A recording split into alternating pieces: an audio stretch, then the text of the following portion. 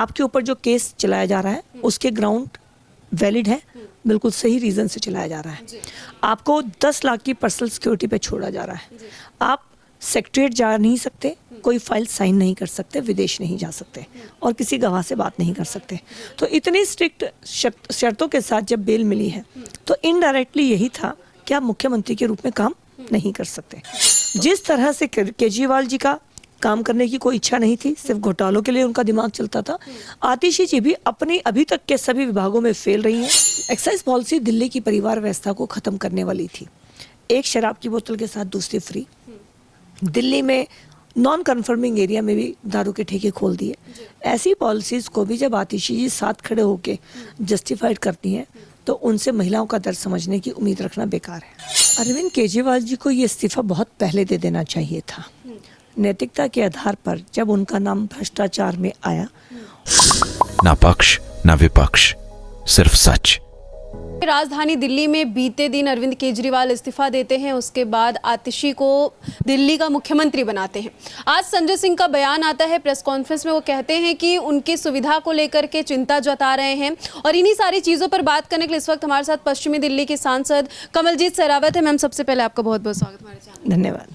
Ma'am, मेरा आपसे पहला सवाल होगा, मुख्यमंत्री अरविंद केजरीवाल ने इस्तीफा दिया, आतिशी को मुख्यमंत्री बनाया, एक महिला को बनाया, इस पर आपकी क्या राय है? अरविंद केजरीवाल जी को ये इस्तीफा बहुत पहले दे देना चाहिए था। नैतिकता के आधार पर जब उनका नाम भ्रष्टाचार में आया और वो आरोप किसी आम आदमी या भाजपा ने नहीं लगाए, उस कैंप में शामिल उन्हीं के दोस्तों ने सबूत के साथ, गवाही के साथ उनके बारे में स्टेटमेंट दी, केस रजिस्टर्ड हुआ।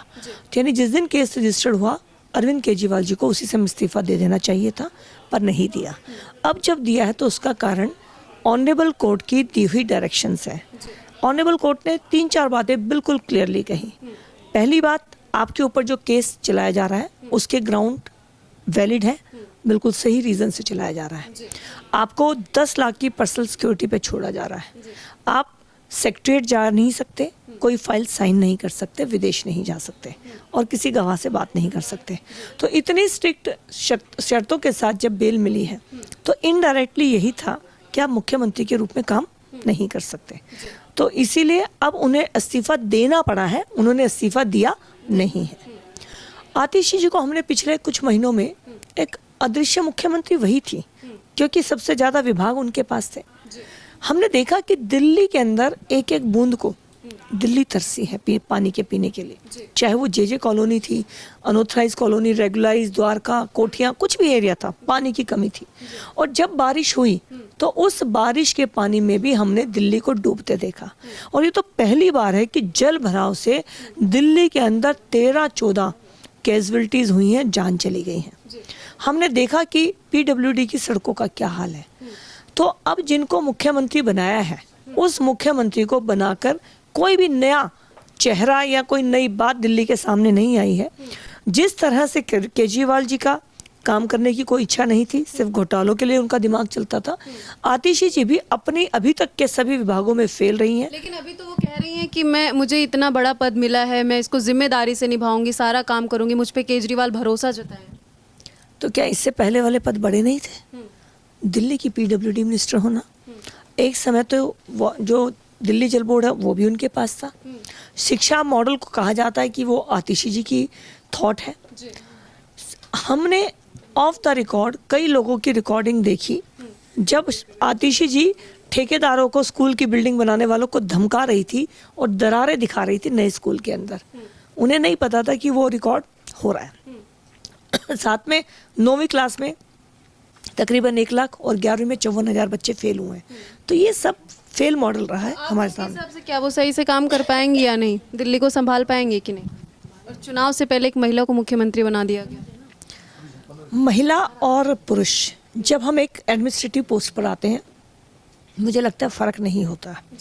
हाँ, महिला से उम्मीद की जाती ज़्यादा सेंसिटिव होंगी, लेकिन एक्साइज पॉलिसी में जिस तरह से अरविंद केजरीवाल जी का हाथ रहा और उन्होंने उनको साथ दिया, एक्साइज पॉलिसी दिल्ली की परिवार व्यवस्था को ख़त्म करने वाली थी। एक शराब की बोतल के साथ दूसरी फ्री। दिल्ली में नॉन कन्फर्मिंग एरिया में भी दारू के ठेके खोल दिए। ऐसी पॉलिसीज़ को भी जब आतिशी जी साथ खड़े होके जस्टिफाइड करती हैं तो उनसे महिलाओं का दर्द समझने की उम्मीद रखना बेकार है। अभी संजय सिंह कह रहे हैं कि केजरीवाल अपना आवास खाली करेंगे, जो भी सुविधाएं उनको मिली थी वो सुविधाएं उनसे छीनी गई है, वो सुविधाएं वो छोड़ देंगे, ऐसा मुख्यमंत्री कहाँ मिलेगा? ये भारत के संविधान के अंदर लिखा हुआ है कि अगर आप किसी पद पर नहीं हैं तो इतने दिन के अंदर आपको वो सुविधाएं छोड़नी होती हैं। पूरी दुनिया में हर व्यक्ति छोड़ता आया, कोई नया काम नहीं हो रहा है, नया हो रहा है ड्रामा।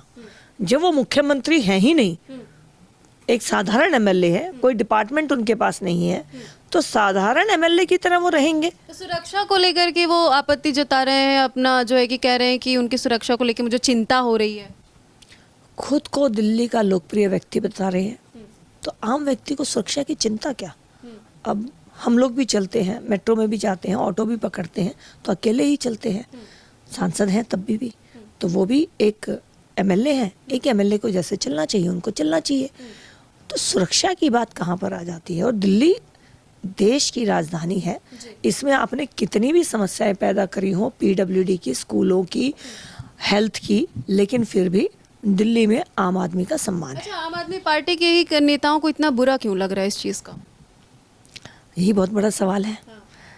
देखिए, सबसे पहले तो मुख्यमंत्री आवास में 42 करोड़ रुपए लगाकर उसको शीश महल बनाया गया।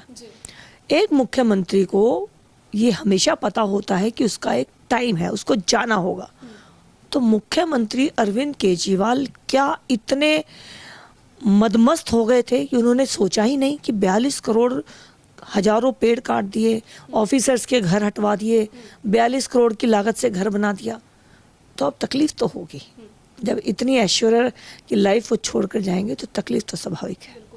तो देखिए, कमलजीत मैम ने साफ तौर पे बताया कि आखिर क्या कुछ आगे होने वाला है और क्यों हो रहा है। फिलहाल इनकी बातों को लेकर आप कितने सहमत हैं, कमेंट सेक्शन में जाकर के जरूर बताइएगा।